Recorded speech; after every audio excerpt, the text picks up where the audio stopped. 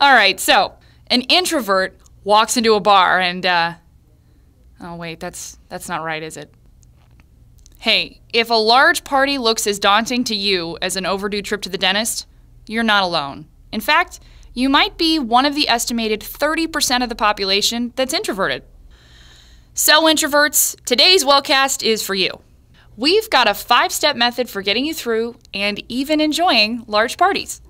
But first, we're going to explain to you a little bit of the science behind why that knot of people at the chips and dip is stressing you out so much.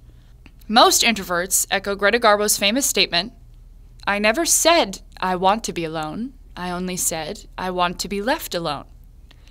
Introverts don't dislike social interactions.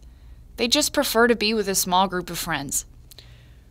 Research shows that from a very young age, introverts react to things in a very different way than extroverts do. Take this 1989 Harvard study. A researcher named Jerome Kagan gathered 500 4-month-old infants and subjected them to a series of unfamiliar situations, such as a balloon popping and the smell of rubbing alcohol. About 20% of the infants reacted very strongly to these triggers. They screamed, cried, thrashed their arms and legs. The rest stayed mostly quiet. When Kagan interviewed these subjects years later, he found that most of the children who reacted strongly to the external stimuli turned out to be introverted. So what can we glean from that? Well, the answer lies in the fundamental difference between extroverts and introverts. Psychologist Elaine Aron explained it in a January 2012 Time magazine article. Introverts have a low threshold for external stimulation. They get their nourishment from internal stimulation, reading, thinking, listening to music, and they're drained by external interactions. A lot of people, loud noises, a party. On the other hand, extroverts feed off of these types of situations, and they grow unhappy without them. Because introverts are in the minority, in fact, it's less than a third of the population, they're forced to live in an extrovert's world. They have to go to big parties and make small talk. Essentially, they're forced to do all of the things that drain them on a regular basis. Hey, there are plenty of benefits to being an introvert, and we're not saying that you should change who you are or walk around the party with a scarlet eye on your chest. But because we can't always avoid these situations, we're going to talk about how to handle them with the least amount of stress and anxiety. It's time for our party crash course. We've got 5 steps planned for you. So pause and print this card, and be sure to fill it out before your next party. Are you back? Okay, let's get started. Step 1, plan your escape.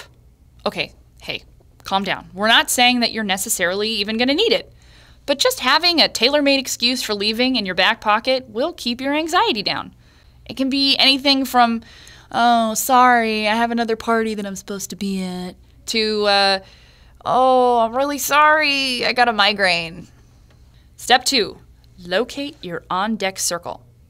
All right, so when you walk into the party, the first thing you should do is scan the surroundings for somewhere you can retreat to if things get a little too overwhelming.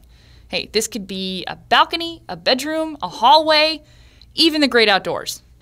Step 3, give yourself a task. Hey, if you're worried about not knowing what to do at a party, help the host with whatever they need to get done. Pick up cups, help pass out food, anything. Not only will this give you a set agenda for the night, you'll be able to socialize with a wide variety of people without being tied down to one long, possibly incredibly awkward conversation.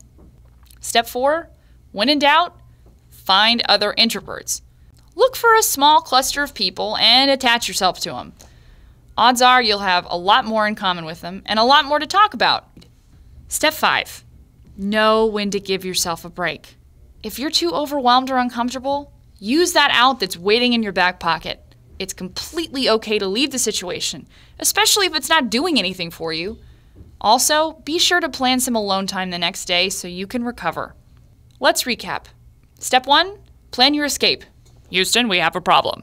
Step 2, locate your on-deck circle. Oh, hey, I like your shirt. Step 3, give yourself a task. Corn dog? Step 4, when in doubt, find other introverts. Step 5, know when to give yourself a break. Whew.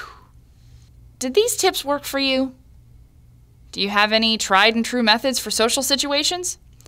Let us know. Tweet us at WatchWellCast, email us at watchwellcast@gmail.com, or leave a comment down below. We'll see you next time.